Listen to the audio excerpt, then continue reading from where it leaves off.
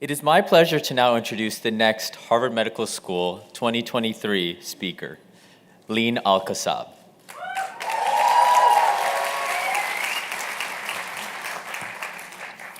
For those of you who have not seen her featured on Harvard's Instagram feed, you may remember her as Cannon's birthday baker, or more infamously, as the perpetrator of the Vandy 2019 kitchen fire. Believe me when I say I was not amused at the time. I still remember standing in the freezing cold when it was -10 degrees outside. But honestly, you can't ever be that mad at Leen. She's one of the kindest people you will ever meet, and I'm grateful to call her a close friend. Leen is a member of the Pathways MD entering class of 2018, taking a 5th year for research, graduating today with the class of 2023. Leen is originally from Damascus, Syria, and Sidon, Lebanon, by way of Dubai, UAE, and Jeddah, Saudi Arabia. She moved to the US and graduated from Harvard College in 2018, having studied molecular and cellular biology with a secondary in global health and health policy. She has been an integral student leader of the Arab community on campus since, and is a resident tutor at the college's Adams House. Her passions lie at the intersection of women's health and refugee and immigrant health, and she will soon be starting residency in obstetrics and gynecology in the combined Brigham and Women's Massachusetts General Hospital program right here at Harvard.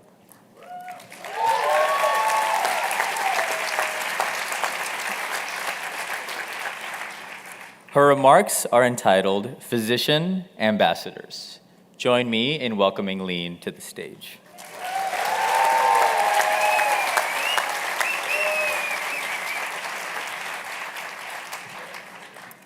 Good afternoon, everybody.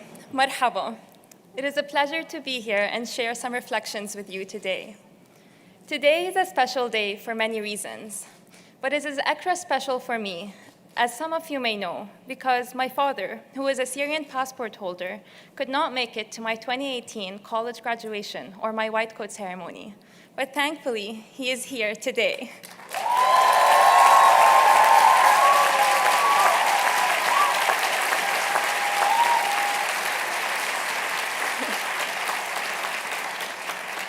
He is here alongside my incredible mother, my brother, the best of lifelong friends and classmates, and I'm so grateful. It is an honor to be a part of this day with all the families and parents here, physically, virtually, and in spirit. Collectively celebrating our, and truly your, incredible milestone and significant achievements, a culmination of over 10, even 25 years of your guidance, support, patience, and encouragement. We thank you. During my time at HMS, I took a research year to work on an immigrant women's health project. And through many focus group discussions, the concept of identity, the strength and empowerment it brings, was so palpable. I reflected on what cultural and religious identity meant to me, how it empowers me, and intersects with my identity as, dare I say now, a physician.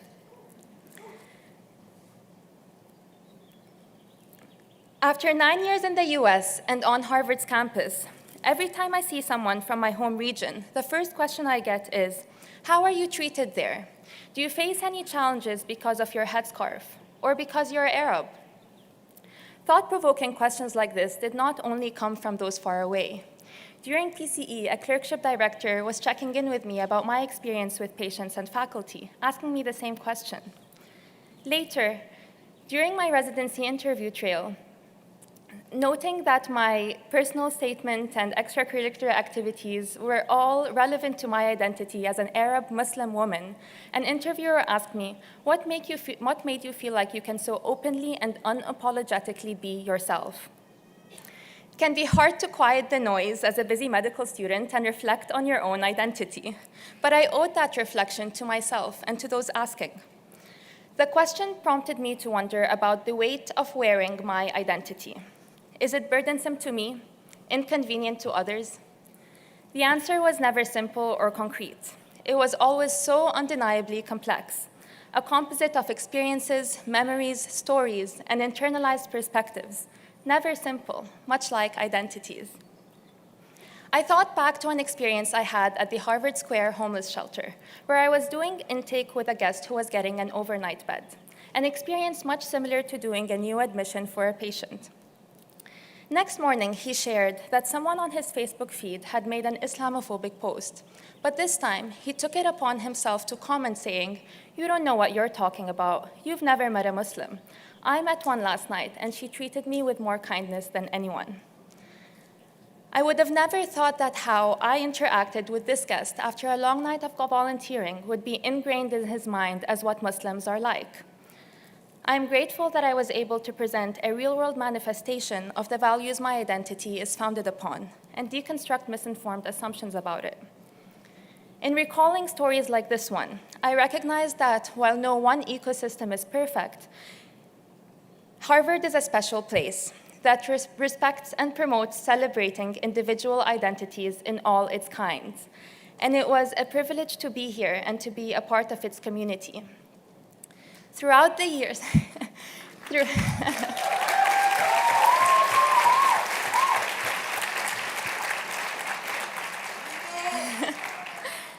Throughout the years away from home and from a decade-long civil war, I have grown to recognize that with privilege comes power, and with power comes responsibility.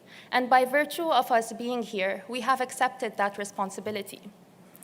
When I first got into Harvard, my uncle called me Safiretna, which translates to ambassador. He called me this to refer to the identity I was to exemplify and represent in this new place. There was so much pride, excitement, and pressure in just one word. I am not unique in holding an identity that shapes my worldview and values. Each one of us has their own beautifully crafted, ever-evolving identity. But perhaps one remarkable identity we now share and visibly wear together is that of medicine. In just 2 weeks, we will all be wearing our big, bright badges that reads MD or doctor or physician. We will all be wearing our not short-length white coats. We will be carrying our stethoscopes, probably not in surgery, and we'll probably be wearing our scrubs. I think now is a good time to reflect on the responsibility, power, and privilege that comes with carrying the weight of hereon wearing your identity as a physician.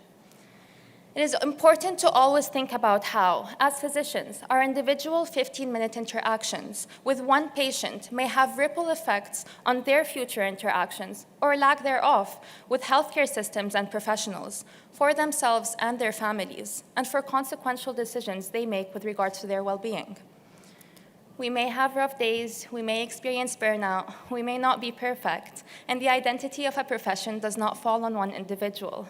But as we celebrate the privilege of living out our dream of becoming doctors, let us remember to maintain the things we learned in POM.